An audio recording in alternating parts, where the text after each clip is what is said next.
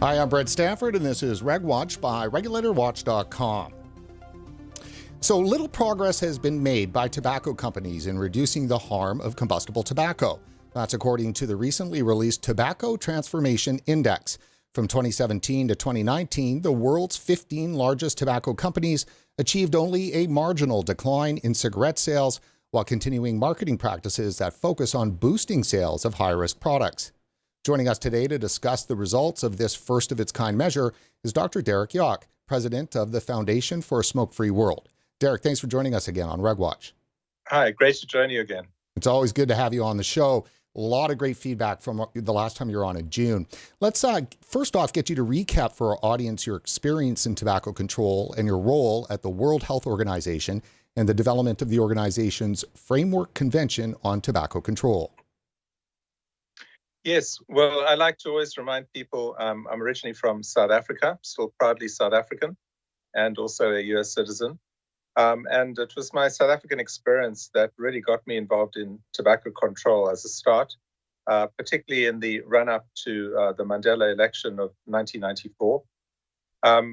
And the result of that work was, I think, fairly good legislation and regulations in South Africa. That really held smoking rates and started reducing them over the years that followed. I then went off to the World Health Organization, and when Gro Harlem Brundtland became the Director General in 1998, she assigned to me the task of putting together a team to establish the world's first treaty in health, what became the Framework Convention on Tobacco Control. And my job with our team was to do the preparatory work to check that the science was in place, to define the nature of the need, what were we trying to address, and our focus on the transnational aspects of tobacco. At the time, 4 million people were recorded to die of tobacco-related death and disease, and about 1 billion used tobacco-related products. This was, as say, the late 90s. Our goal was to try and see how we could make a difference relatively quickly. And over the course of that 5 years, we went through major negotiations all over the world. Many of the early ones actually started in British Columbia and in Halifax, Nova Scotia. The Canadian government, interestingly, was a very early supporter of the entire focus of the Framework Convention on Tobacco Control. And over the ensuing years, the treaty landed up with defining what works, what doesn't work to reduce tobacco. And we've seen in the ensuing years that many of aspects of the Framework Convention have slowly been implemented and rolled out to varying degrees. So we're going to talk more about the framework in the last half of the show. So let's jump to Foundation for a Smoke-Free World and the Tobacco Transformation Index. Fill us in on how Smoke-Free World got started. What's its purpose? So the initial story is interesting. I think particularly for many people who haven't heard it before. I was working in a really exciting company called Vitality, who has a focus of promoting healthy living worldwide and doing it by using behavioral economics incentives to try and stimulate positive behavior change. So, for example, you'd be given a free Apple Watch, which would remain free, inversely proportionate to your level of activity. Whole range of incentives were designed to stimulate you to smoke less, eat healthily, do your screening, but built very much from empathy with the person and on modern behavioral economics.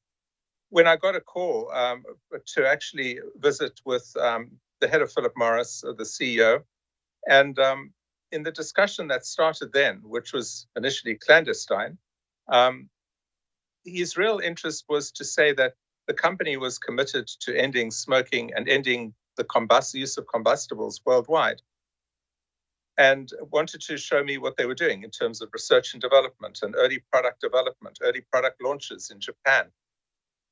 Over the course of about a year, it became clear that what they were doing seemed pretty serious and could very well actually have a bigger impact in a shorter time on ending the use of combustibles than much that I'd seen in the smoking cessation world. And so we started thinking that what the world really needs now is to accelerate knowledge of tobacco harm reduction and cessation, accelerate and define what would work far better, particularly in low middle income countries, And I suggested that the best vehicle to do it would be a foundation that they would fund. And they did, and they have funded it. The foundation now exists. It's an independent foundation operating under IRS laws in the US, which make it very clear that you cannot have undue influence from the source of the funding, PMI. We have an independent board.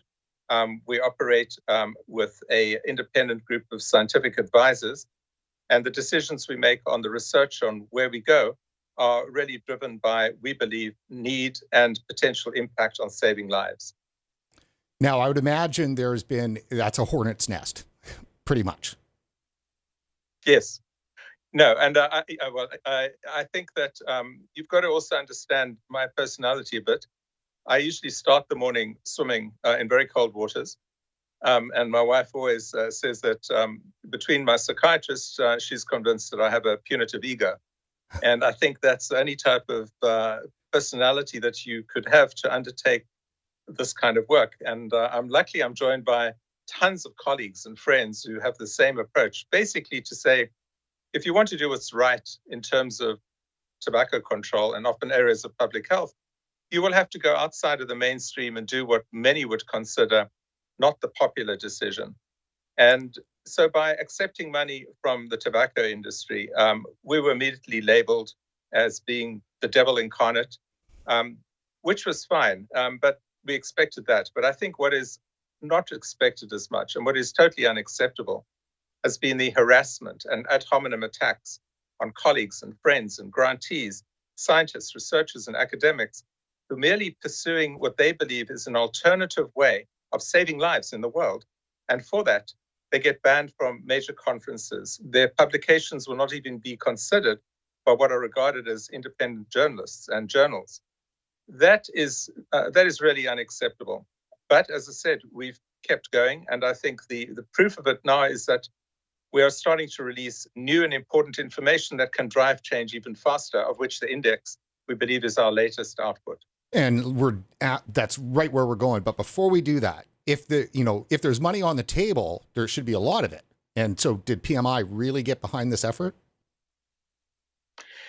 They got behind it in terms of providing the funding, yes. Well, how much, I guess, is the question. Well, initially they gave us just under $1 billion, and that has been cut in the last few months during COVID-19. But we believe that we are still at a level of funding that is way beyond any other entity worldwide trying to actually address research and development in developing countries. Nowhere even close. So to give you a sense of the other players, Bloomberg Philanthropies has a certain ideological focus on what they do, but does a lot of good work trying to strengthen policy-related work. They don't do research. They don't believe in building capacity in developing countries for scientists and researchers, and they steer completely away from harm reduction and cessation, which is our niche. The National Institutes of Health, many of the other major funders have studiously avoided this area as well, except for a brief period when the NIH had a 10-year program that I was very involved in trying to build capacity in developing countries. That program ended, and now there's literally morsels on the table. So if you're sitting in India or you're sitting in Malaysia or in Indonesia or in South Africa or in Nigeria, and you are trying to find research to actually address harm reduction or cessation in your country, you have virtually no chance of finding the funding because neither your national body nor any international donors see that as a priority to support. That's distressing, very distressing. So let's jump into the Tobacco Transformation Index, and let's preface that. And we've got a lot of slides today, which your organization was very, very nice to share with us. And this is the slow decline in cigarette sales prolongs the epidemic. So provide us an understanding of what this means. What this means is that if we do business as usual, which would be the pink line, we will see that in billions of sticks, a slow, steady decline over the next 30, 40 years. If we are able to find a way to accelerate it, and the only way to accelerate it is by better cessation and harm reduction, we could actually have a dramatic impact on bringing these numbers down pretty fast. The problem has been that there has been an inbuilt lack of ambition to what is really achievable. And for that reason, and we can go into the reasons later, we are still stuck on the pink line, which is slow, incremental, steady decline. But remember, that means continued increased deaths for a number of years before we start seeing a decline in the deaths and disease rates. And then let's start with the promise then behind risk-reduced products, because the idea is that if those products were actually brought to market and were supported in a substantial way, they could make a difference. And we have here responsible use of ENDS, which is electronic nicotine delivery systems, could save the lives of 3.1 million to 22.8 million current smokers. Derek. Yeah, this is, looking over time, and this is just one estimate. There have been a number of models that have come out recently, some of them by some of the greatest health economists in the field of tobacco control, Ken Warner being one. Others have been by groupings of academics from prestigious universities like NYU, working with a wide range of tobacco companies as well. All of them basically saying that if we were to inject into the system of tobacco control harm reduction products, we would accelerate the decline in deaths. And they model a number of assumptions about how big that difference would be. And of course, there's still some question about, is it going to be tens of millions over the next 15, 20 years, or is it going to be multiples of that? And to get certainty on it, we're going to have obviously have better research. But at this stage, we can say with a fair degree of certainty, without too many assumptions, that the amount of lives to be saved if we accelerated the availability of harm reduction would be greater than almost any other intervention we can dream up in public health. Now, there is quite a bit of pushback, obviously, on vaping, to use a colloquial term. Why is that? I mean, sometimes it seems, maniacal. I think there are many reasons. I mean, it's not just vaping, but it's. I think if you take the entire category of harm reduction, the initial opposition, I think, is understandable in terms of those products that were developed by tobacco companies. So snus, for example, a smokeless tobacco, which confers substantially lower risks than combustibles, made initially by Swedish Match. Many of the heated tobacco products made by major multinationals. Some of the e-cigarettes now being made by some major tobacco companies, but actually usually made by separate standalone smaller companies. And the tobacco control folk have really decided that anything produced by a tobacco company or anything related to a tobacco company on first principles must be a trick, a ruse to try and keep people on nicotine, and therefore it's a bad thing and it can't be trusted. That's the one view. The other is really tempered on the fact that we have had some false starts. We have had efforts where low tar and light cigarettes were introduced by tobacco companies as a harm reduction product. And time showed that actually they didn't confer reduced risk. And in some cases, they may very well increase your risk. This is a very different era. The level of technology be going into these products, the level of evaluation, and the kind of reviews that we're now getting of them out of, say, the US FDA, have never happened before with regard to the low tar or the ultra low tar products.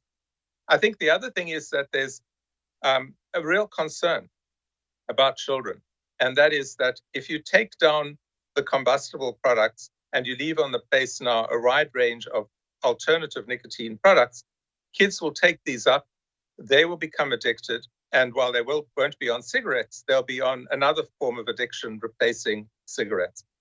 Of course, one has to balance that against the fact that those are going to dramatically lower their lifelong potential of having any harmful effects. And while they use the term addiction as if it's a deadly sentence, which it isn't, it's played into the concern that we're simply giving kids a new thing to use to take up. So I think it's this combination of the tobacco industry was bad in the past, they can't be trusted, they're not going to change themselves. That is reason number one. Two, that whatever's on the market is going to get into the hands of kids. and that's going to damage the brains and the health of kids in future. And for those reasons, let's actually do nothing about it. Let's ban all of these products. And of course, you ban all these products, what happens? Combustibles stay on the market. And we've seen that. We've seen the pace of decline of cigarette sales, slow, meaning that more people are staying smoking, and even some are going back. We know that, in areas where there's been, very dramatic vaping restrictions in place, that people are going back to smoking. I mean, we know that. I know that. It's just pure and simple. So the Tobacco Transformation Index is designed then to measure how well tobacco companies today are doing with their commitments towards harm reduction. Is that not correct? Yeah, it's supposed to shine an independent light on what are they doing. And it's, we know that we're at a very important stage, that for the first time, we've got real technology options to lower risk. The question is, who's using them? How serious are the companies about them? How do we independently assess that this is not just a cherry on the top of what they're doing anyway, with business as usual? How deeply is this penetrating the entire approach of a company? And we'll get into some of the details of that. And who are the front runners? Who are the laggards? And what is the size of the journey we have to go? And we do this knowing that we are at the beginning of what we hope is going to be a continuous transformation process. And if you think of the end of the internal combustion engine, the startup of hybrids and electric cars, I think we're probably 5 or 6 years behind where they are today. If you went back 10 years, there wouldn't be an electric car on the market. Hybrids were sort of known by a few, very few players. Today, they're becoming more mainstream, but they are still not yet the dominant vehicle on the road. But we know that the trends are moving in the right direction. So we want to assess where are we today and what can we be doing using competition among companies by leveraging the interests of the institutional investors, remembering that they constitute 85% of the investment, certainly in the multinationals. And how do we start a debate around the laggards, which tend to be many of these state monopolies? And I've got a slide up here. Why is the index needed? Exactly. And as you see, the key point is our ultimate goal is the elimination of the highest risk products. They should not be on the market. We should be ending the sale of all combustibles. But to do that, you've got to know where you are today and how you can accelerate the goal to actually end them. And let's take a look here at kind of the categories in which you guys are measuring. Yeah, so maybe just a couple of words of each of them. By strategy and management, one of the key things we're interested in, is there a clear statement by the CEO and the board of the company committing themselves to a harm reduction future? And we'll see later that not too many companies have actually made those very clear statements. I spent many years at PepsiCo, and I was privileged to have Indra Nooyi, I would say, a truly visionary leader, driving the change to lower salt and sugar and fat and have healthy products and so on. And she was very clear in the market, to the investors, to the consumers, about the need to change and the vision of trying to have the healthiest possible portfolio. That's the sort of statement we were looking at under that category. Another important category, I'd say, relates to sales. And in the end, that's where rubber meets the road. We really want to know, how do we have what people are calling a hybrid metric, a metric that takes account of the need for companies to stay profitable, to be able to make the changes needed while making the changes. So you could think of an energy company, the progress to decarbonization would be a measure. Well, for the tobacco companies, there's a very simple measure. The percentage of sales from reduced risk products, which is a percentage of the total sales. And that's something which we looked at and we measure and monitor. I think the next measure, which we also look at under that, is to start looking at what is happening to research and development. How companies allocating the capital. And anybody who studies a company will know that the decision on CapEx investment in big infrastructure, are they putting up new factories to make combustible cigarettes, or are they taking those down and putting up factories now to actually produce reduced risk products? That's a pretty hard measure of whether the company is really changing. Is the percentage of the R&D budget rising and going predominantly behind the reduced risk category? Or is it stuck on marginal improvements on making a combustible cigarette taste a little bit nicer and be more alluring to people? Those are some of the measures we looked at. Okay, well, that's fantastic. So let's talk about the results then. Right here is the 2020 index ranking at a glance. Now, you're going to have to explain this to me because I don't know what the numbers mean and overall with this graphic. Is this good news that we're seeing here? Let's start with that and then dive into the details. I would say, if you look there, let's not worry too much about the numbers. A perfect score would be, out of 5, 6. So there's still a long way to go. And, the numbers were set by our external team who put this together, Euromonitor and Sustainability, overseen by an independent panel of advisors. So we in the foundation gave all our intellectual input, but in the end, the collection of the data, the analysis, the reports were not done by foundation staff, but were done by this team, Euromonitor, Sustainability, overseen by a panel of advisors. How I would interpret this, and it may actually be better to go to the next graphic, where I think you have one showing the percentage of sales. If you do, maybe you can put that one up. And the percentage of sales. I'm not certain I've got that one, Derek. Can you give me anything else on it? Or if you go back to that one, I'll talk to this one anyway. Okay. So I mentioned that one of the most sensitive measures is the product sales. So look at the pink. That's the second category from your left. So you've got strategy and management. Take a look there, and you'll see that in the top 6 companies, Swedish Match, Philip Morris, BAT, Altria, Imperial, Japan, and actually wouldn't go down to Korea. They have got some degree of orange. That means that there's a vision, there's a clear statement, there's some intent to move ahead, which is good news. The biggest differentiator is what's happening in the pink, product sales. So look at that Swedish Match figure. And what that translates into is about 44% of all products being sold by Swedish Match are reduced risk products, 44% by value. So that is a reasonably good figure, and that explains why they're the winner at this stage. But remember, what are they selling? They are not selling predominantly combustible products. They are mainly in the smokeless category. They are the world seller of snus, General Snus, and a range of other smokeless products, which you can argue in relative terms, they've been in for many years, so they've had a long runway to get there.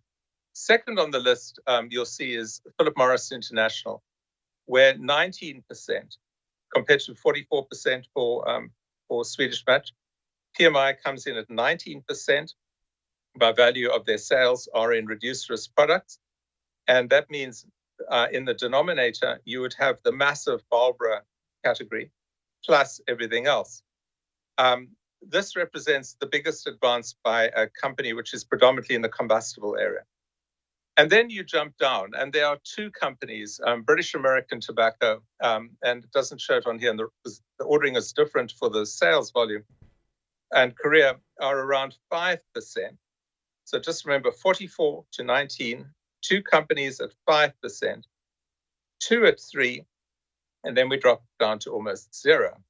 So you could say that there really are 2 front runners who are making progress both on strategy and sales. And later we'll see that this is backed by their investment in R&D, their investment in marketing.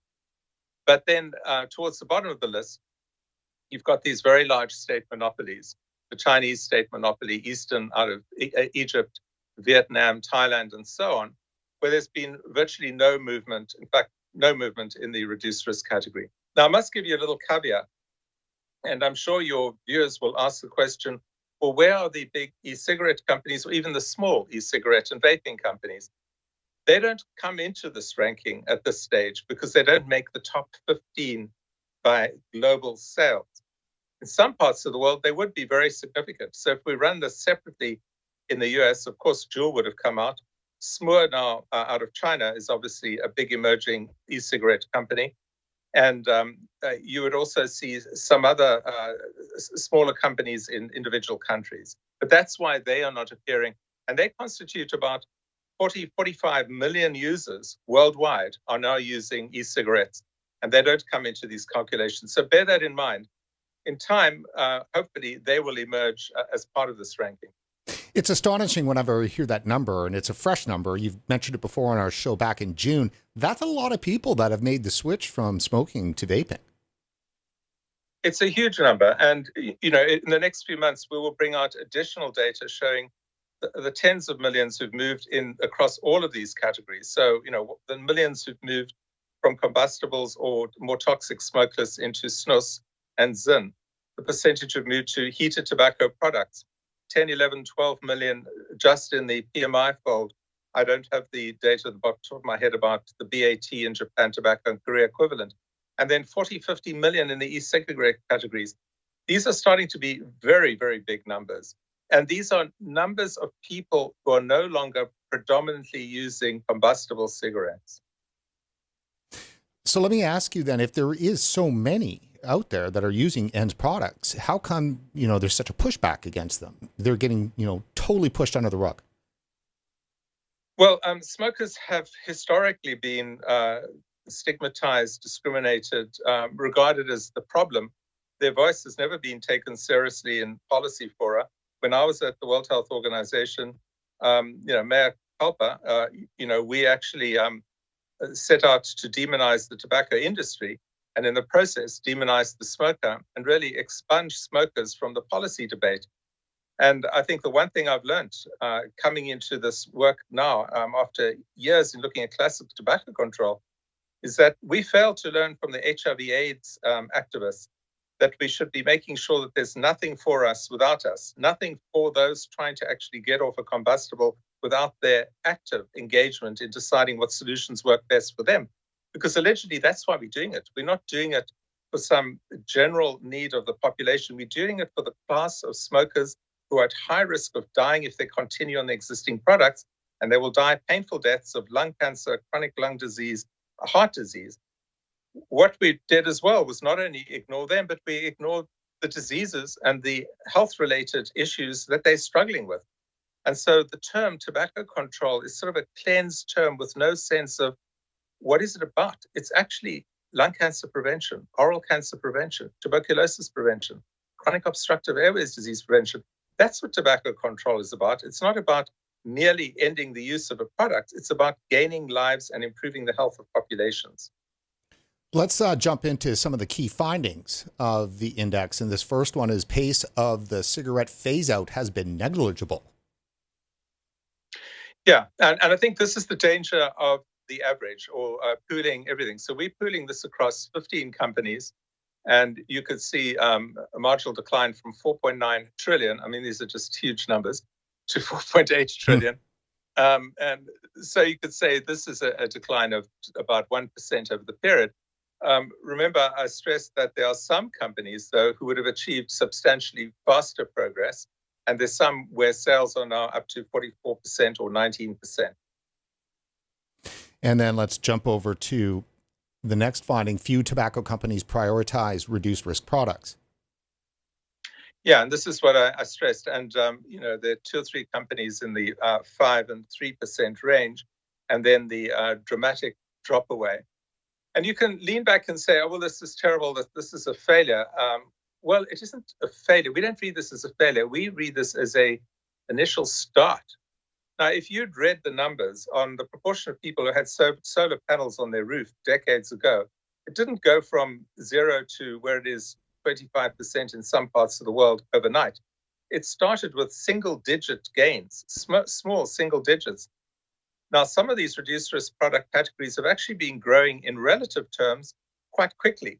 So the way in which we saw in the Japanese market, the growth of heated tobacco products across PMI, BAT, and Japan tobacco was pretty fast for any consumer product.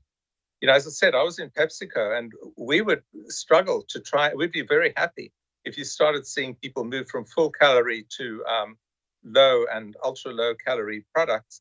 And you'd be looking at single digit shifts. Here we're starting to see double digit gains. And in some parts of the world, from 0, we've now got 15, 20, 25% of the combustible population now using reduced risk products. On the aggregate, that is still an incredibly long way to go. But in some of the cities, whether it's across Eastern Central Europe or, as I said, across the cities of Japan and Korea, some parts of the UK, they're actually starting to be quite impressive numbers.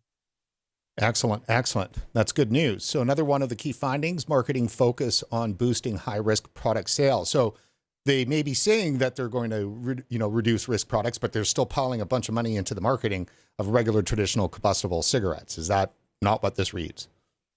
No, that is absolutely right. And I think I would also say that this kind of data really informs a more serious discussion around the struggle that goes on inside a company. How do they allocate their dollars, on the one hand, to make sure that they have the maximum growth on where they want to go for some of them, which is reduced risk, while on the other, maintaining the legacy unhealthy brands who are the cash cow to provide the R&D and capability to accelerate the change. And so it's a tricky balance. And I'm sure it's a balance that takes place between the CFO, those heading R&D, and the health people. It's no different from any other company trying to transform a portfolio from what has been a legacy, predictable old market to try and bring in a new one to displace the old. The means to displace the old is coming from the profits and the revenue derived from the stuff you're trying to displace. And so that is, I hope in time, we will see that shrink dramatically. And as we start seeing the take-up of sales of reduced risk products, there will be the ability to drop dramatically the marketing budget. The same was true of R&D. But I don't know if we have the R&D graphic, but there the information is, I think, more promising, where you're starting to see many of the top companies allocating the predominance of their R&D budget to reduced risk portfolios. And in many of the cases, some of the companies who are still not showing up in double digits on sales, on the percentage of sales of reduced risk products, are showing up in high investment in R&D, suggesting to me, if I'm an analyst, that in the next 5-10 years, they are going to be getting there, then, because it takes time for an R&D budget to show up in actual sales on the street. And they're investing in advance of that, knowing what is going to be released. So let me ask you. The trend is good. The trend is good. So let me ask you then, you've seen these budgets, or at least, had some insight into them. Can you tell our audience whether or not, if big tobacco companies are currently right now spending a good deal of money on research and development for new vaping products? Like, I mean, are there new vaping products coming from big tobacco in the pipeline? Yes, absolutely, no doubt. I think if you look at their earnings reports, you look at all the public documents that are filed officially, so they can't lie or cheat. They're open to verification. If you look at the filings in front of the FDA, if you look at the product launches and as I say, the actual dollar investments, we're seeing that at least in the top 4 or 5 companies, significant investment in the R&D of a vision of that'll end combustible products. We're not seeing that in the laggards. We're not seeing it in the state monopolies, maybe except on the margin. And that is an issue that we will get to, I suppose, in a few seconds. Yeah, let's do the last slide that we have on the key findings, and that's with regards to the low, medium income countries. Fill us in there. Yeah, so what the report shows is that the predominance of sales are in advanced industrialized countries of reduced risk product. And that while we're seeing those markets expand for reduced risk, most of the companies are still sticking to business as usual in countries like the Philippines or Indonesia or India or Nigeria or South Africa. So they haven't innovated for products to meet the price point of those markets, firstly. Secondly, they haven't started the marketing. And thirdly, we're still seeing mergers and acquisitions when companies buy other companies are tending to be more combustible cigarette companies in low middle income countries than buying maybe a startup vape shop or a startup innovative reduced risk products. Now, when you say that, you've got to be aware of, well, what are some of the reasons for it? And some of the reasons are the forces mounted against harm reduction. So in some of the low middle income countries, the government has banned those products. So you can't expect a company to be launching a whole bunch of reduced risk products into a market where those very things are banned. And the bans are being supported by Bloomberg Philanthropies and their NGOs through the calls of, say, the International Union of Lung Diseases and Tuberculosis, the union, who have explicitly called for a total ban on all e-cigarettes and heated tobacco products in low middle income countries. So if they got their way, the world of the future would continue with combustible cigarettes forever, or at a pace that actually was in accord with WHO's long-term slowing of the epidemic, but there would be no opportunity to accelerate the decline in deaths by putting reduced risk products onto the market. That's the vision of Bloomberg Philanthropies grantees around the world, and that has been taken up by many governments, making it difficult for a company to actually launch products in those markets. And definitely we're going to get to a really big issue around this, and that is how much organizations and governments, are really impeding these tobacco companies from doing this work. And I want to just shelve that for a second. If anybody's wondering why we're not going to do that, because we're definitely going to go there. I want to frame that within the framework discussion. So we've got just a couple of more, and this definitely is going to be one that I know that is a big issue. And that is globally, there are 18 countries where governments own 10% or more of at least one tobacco company. We're not just talking about capitalist corporations here. We really are talking about governments, and some of them are a little notorious. Yeah, so I really commend this report to your viewers to really look at in depth. It's a landmark report by Daniel Milan, now Trinity College in Dublin. And for the very first time, it lays bare what he calls a fundamental contradiction in the way in which government approaches tobacco control. What this shows are the countries with major state monopolies. And when you said that they have a significant earning, you'll see from the slide that that is up to 100%, where the government is 100% owner of the tobacco company in the Lebanon, in Syria, in China, 24% in India, 100% in Iran, in Iraq, 100%, Egypt, 51%, and so it goes. Vietnam, 100%. So the government is the owner of the state monopoly. As a group, these state monopolies account for 50% of all cigarettes sold worldwide.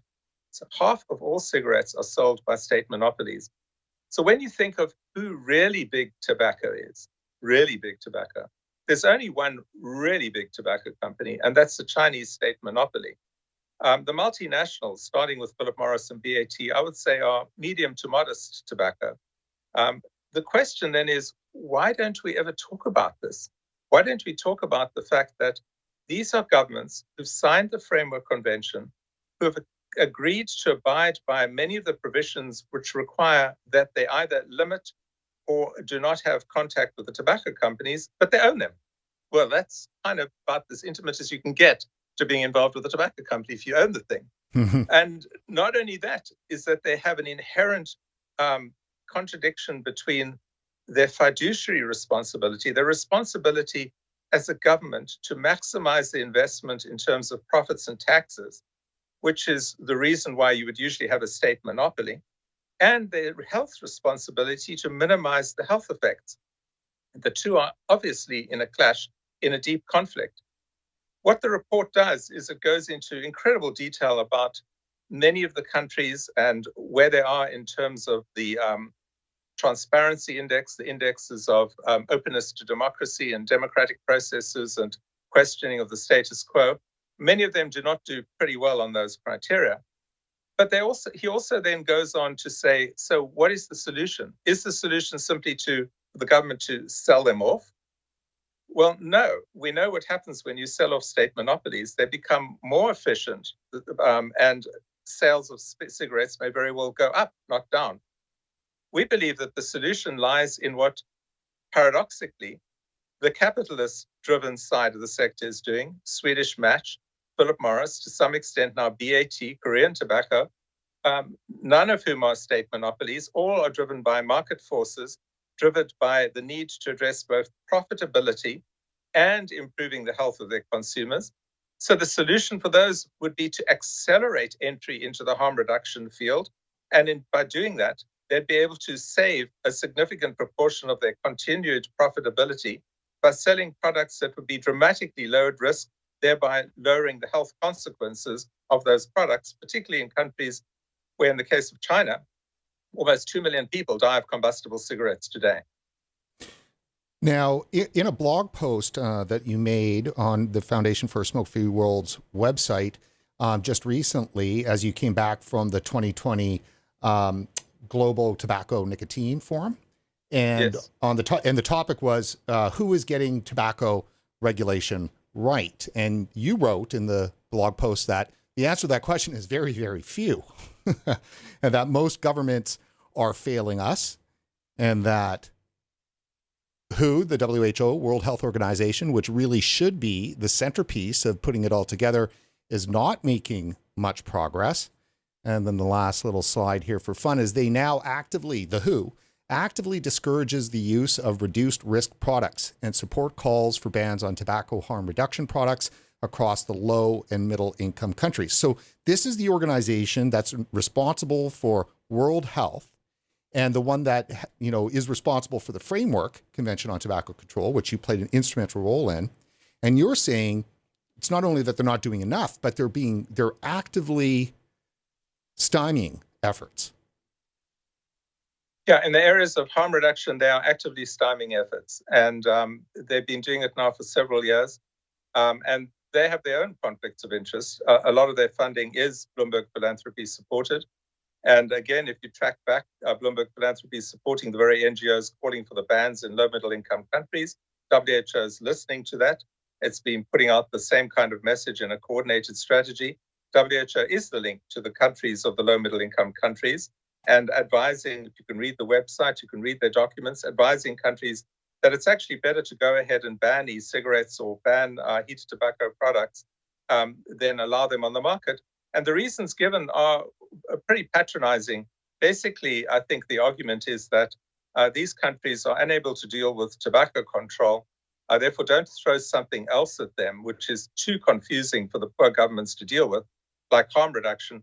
Rather get them to implement a clean, nice ban and continue with their combustible cigarettes or their toxic non-smokeless products in the case of India and much of Asia. That argument really doesn't hold water.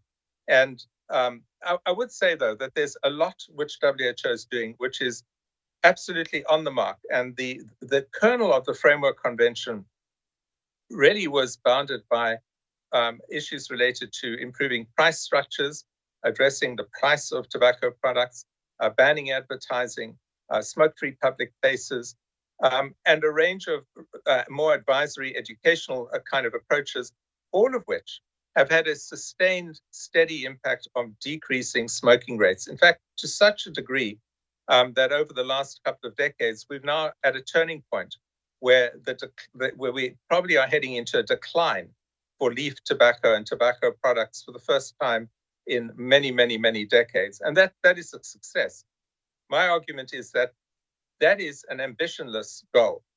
We need to have the world raise their ambition against the fact that there are 7 million people who die directly because of tobacco use, another million because of the indirect effects. With a 1.3 billion base of tobacco users, we should be more ambitious about saying, how do we get from that to cut it by 50% within a decade or two, not over the next endless period of time, which is what will happen if you continue the slow, very steady incremental approach of the convention. Now, I think we've learned during the COVID-19 pandemic about the need for speed. And suddenly the deaths and the lives to be saved are right in the minds of people. And we've seen accelerated approaches to everything from vaccine development to getting drugs out to pushing the public health messages and getting them accelerated on a universal basis. The question is, where's that same sense of urgency when it comes to something that is killing substantially more people and will continue to kill year after year after year, well after the pandemic is under control? I don't see it. And I think it's in the mindset of public health officials to rather act on something that they see in front of them that is killing in the short term than to put in place the measures that could bring about a serious decline in death and disease over the next decade or two. Now, your organization was involved with the 15 years of Framework Convention on Tobacco Control. I've got that up here right now. So what is this effort? This just finished up, I believe, last week, correct? You guys had an event, a virtual event? Yes, this was organized by the Food and Drug Bulletin, and it really brought together some of the researchers and scientists who were challenged to say, what is it that's missing from the agenda that would accelerate an end to smoking? And so some of the kind of topics that came through was the fact that harm reduction was part of the definition of tobacco control in WHO right from the beginning. But having it as a definition is not the same as acting on it. And we need to see action to actually promote use as opposed to denigrate and stop the use. Secondly, the area of smoking cessation, by WHO's own admission, has been on a very slow path. We've got products on the market that were actually invented 40 years ago, and very few since, that could presumably accelerate effective cessation for those who want to quit completely. But there have been virtually no breakthroughs and no products designed explicitly for low and middle-income countries. That's the second big area of neglect. A third was the role of women. In the Framework Convention, and I remember it so well, we wrote about something like alarmed at the increase of smoking among women. This was 20 years ago. Well, we're still alarmed. Well, we should stop being alarmed. We should start acting. The reality is that one of the reports by Alexander Solomon, Gender, Women, and the Future of Tobacco Control, highlights very clearly that for many countries in the world, lung cancer death rates exceed breast cancer death rates by far. And there's been no discussion around this.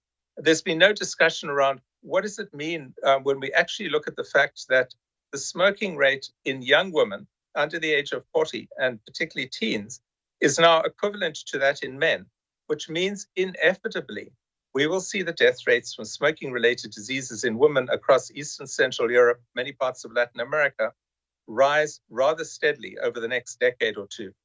But virtually no discussion. It also highlights the fact that we have very high-risk groups around the world where the smoking rate may be 2 to 3 times that of the general population.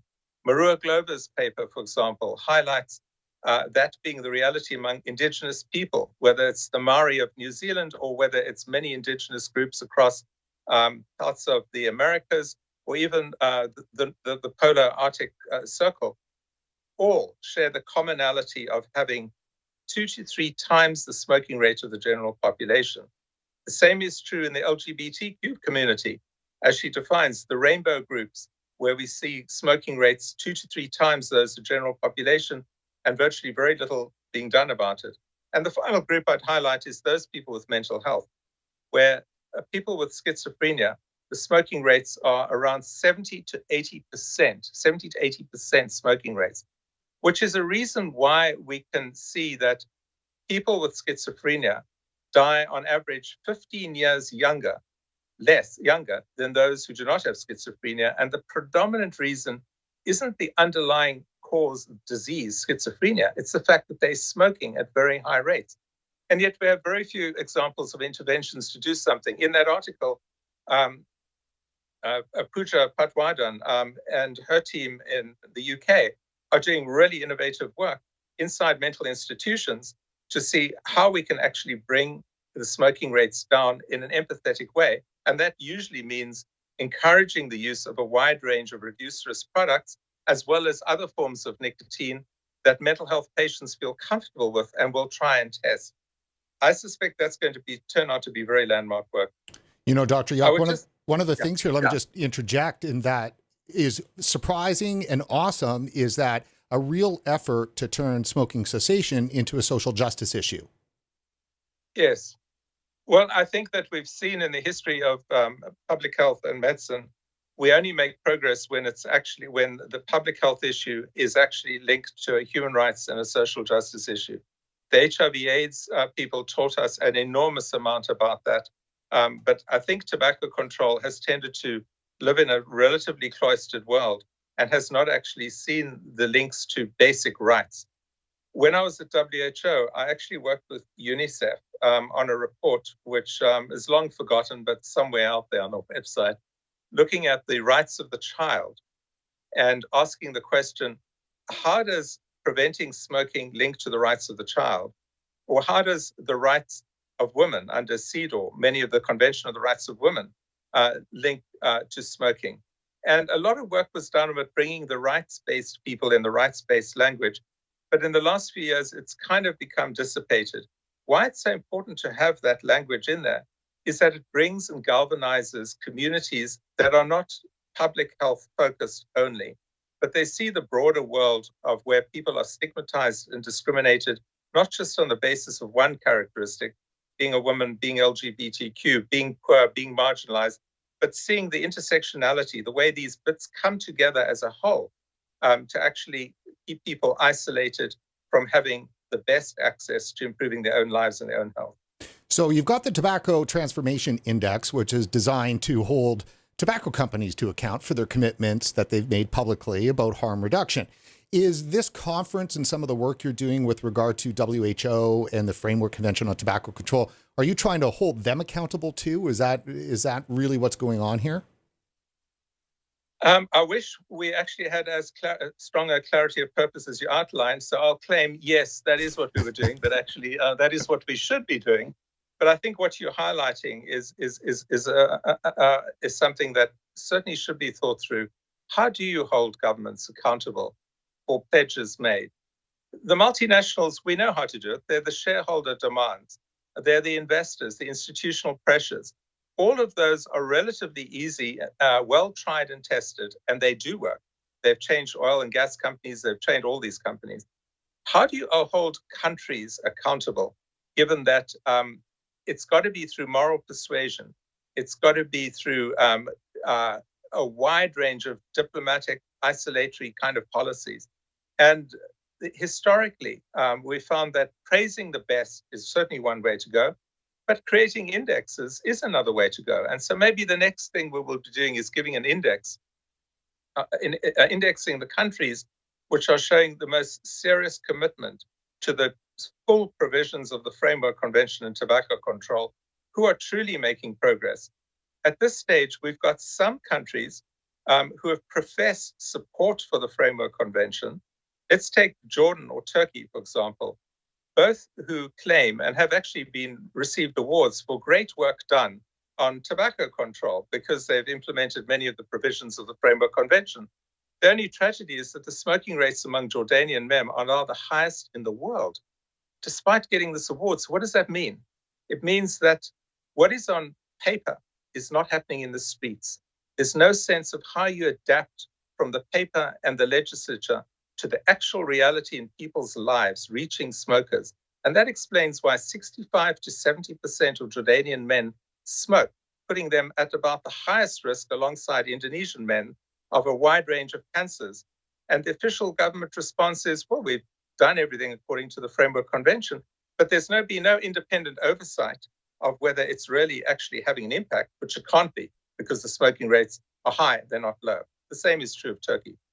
Now, the Framework Convention on Tobacco Control, the WHO, that's not a government. What do we call that? I mean, for us conservatives and libertarians out there, we just see them as some big amorphous, unelected group of people that are, pushing citizens of countries around and preventing us from doing things. And so if it's not a country, how do we appeal to the WHO? Yeah.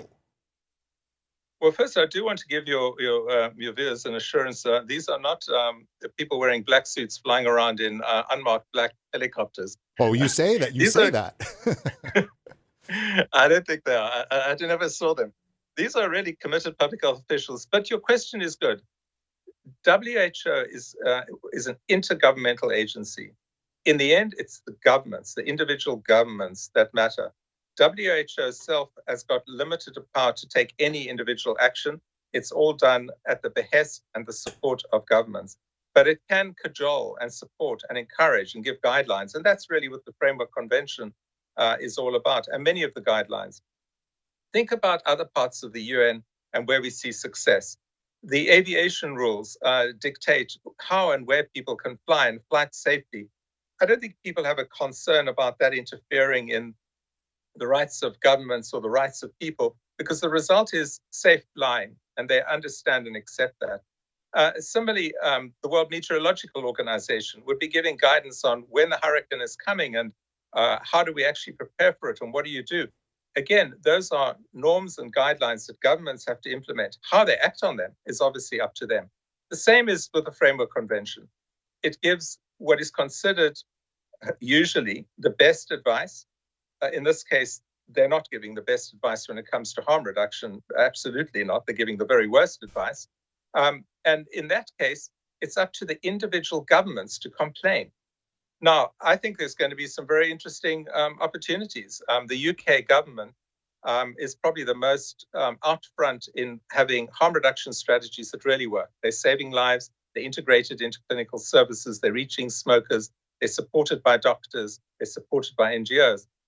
The UK, I suspect, has been tied in what it could do individually while it was a member of the European Union. Well, it's no longer, and by the end of the year, it'll be completely out.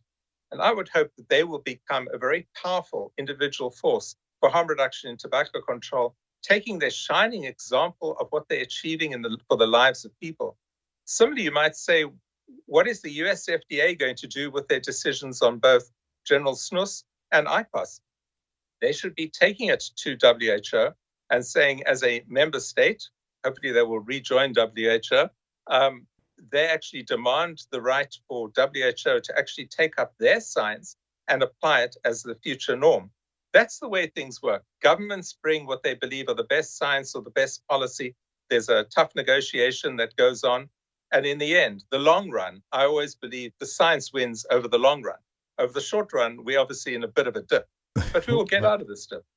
So you mentioned the UK. One of the things that it perplexes me a little bit is going to be the impact of losing Public Health England, at least as a namesake, because so much, with the 95% safer and so forth. I mean, so many vapors and harm reduction advocates obviously lean on Public Health England, but that's soon going to be the defunct organization. And I just see like reams of opportunities for anti-vaping forces to utilize that and spin that in ways that the public won't understand. They'll just understand that Public Health England is gone, and what kind of impact will that have on baseline grassroots advocacy?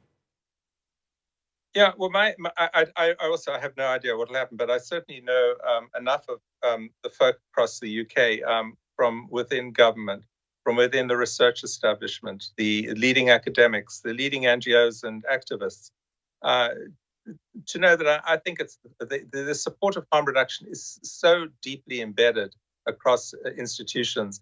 There may be a need for some new institutional arrangement, but they will continue to be in the lead for quite a long time. I hope they become even stronger in the lead. And just remember one thing about WHO is that all the big changes tend to come when one or two or three countries have some good examples to talk about, real data.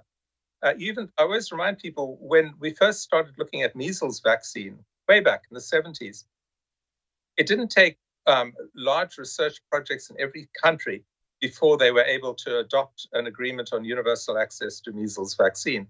It was a number of well-done studies in a small number of countries which became accepted worldwide. Well, we're now sitting on great examples of harm reduction working across Japan and Korea and Sweden and Norway and Iceland and the UK and some parts of the US. Those studies, those need to be collated and put on the table with the equivalence of a vaccine study for measles as proof that people are actually voting to move towards harm reduction products. And ultimately, we hope the data will show the benefits in terms of mortality and morbidity, which, by the way, we've had for 60 years for snus. So we don't have to wait any more for that. And that's good news. Let me point out something. Our viewers sent this to us. The WHO peddles more sham science, coddles Chinese Communist Party. So we don't need to get into the full politics of this all. But what they have done is they've come out and they basically are quoting Dr. Stanton Glantz, retracted article on heart attacks.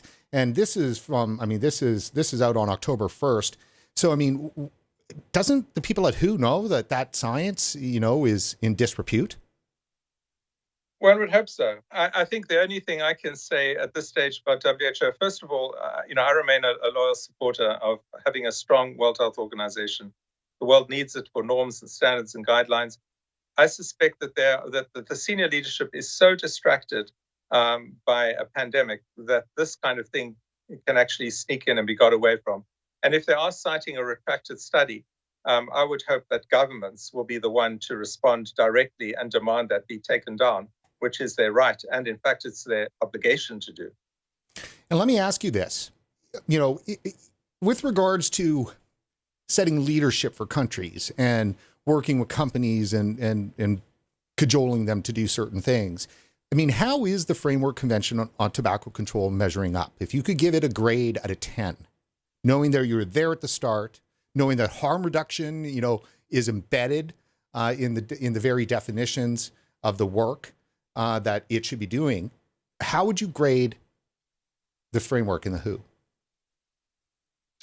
I would say on the eve of its adoption 15 years ago, I would have given it a 7. Not much higher. I mean, 7 would be quite good compared to other international treaties because it had many of the elements required for success.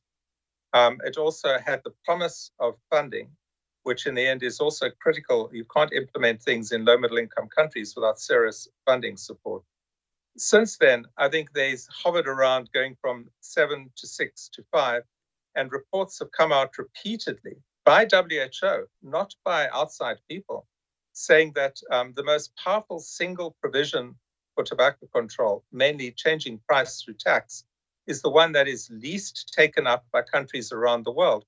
Well, that is an indictment of WHO's failure to actually work with the ministries of finance across the world. Secondly, the failure to address cessation, I would say, is another immediate missed opportunities which would drop them down to a category 4. And the absolute explicit denial of harm reduction, now I'd push them down even further. Ooh. So if we were to right track, wrong track, that sounds like they're on the wrong track. From putting their weight behind the policies that make a difference and moving from legislative stuff that looks good on paper to actually having an impact on the streets of countries which it matters most, yes. So if WHO came out today with full support, substantial support, which they sustain behind harm reduction, how different would the world look with regards to smoking and the debilitating impact it has on world health? I think it would spur a level of innovation and excitement around tobacco control itself and the ability to end lung cancer, oral cancer, all of these terrible diseases, particularly in low middle income countries. I think to the colleagues I know in places like India or in South Africa or in Pakistan, where I know that if that happened, we don't need to import new science and new technology. They have a good sense about the adaptation of products to meet the low-income markets of those countries where it would have its biggest impact. If the decision to reverse direction and support harm reduction came with an investment of funding or a promise of funding, that would actually make things happen faster. And the impact from all of the modeling and some of my own relatively thumb-suck type estimates would mean we would start reducing death rates by 2-3 million per year from the 7 million over the course of the next few decades, saving more lives through implementing a mixture of harm reduction and cessation than any public health intervention people can dream of. Well, and that's important. And it's shocking that things aren't moving quicker. What is up next for you and the foundation over the next couple of months before the year finishes out? Well, I can tell you that we've got some amazing work reviewing the quantum of smokers who've moved away from combustibles to a range of harm reduction products that have not been seen before. I don't want to steal their thunder, but over the next few months, we'll be releasing these reports, which are not done by us. They're done by a mixture of public and private players around the world. I think they will show very clearly that there are large country experiments that are succeeding in moving people off combustibles in substantial numbers. And those are an example of what I wrote in the article about the best success we're seeing is the smokers' demand to move off their combustible. This is absolute proof of that in the numbers and the drive. I think also over the next few months, in fact, during GTNF, we launched a new website called Understanding Nicotine.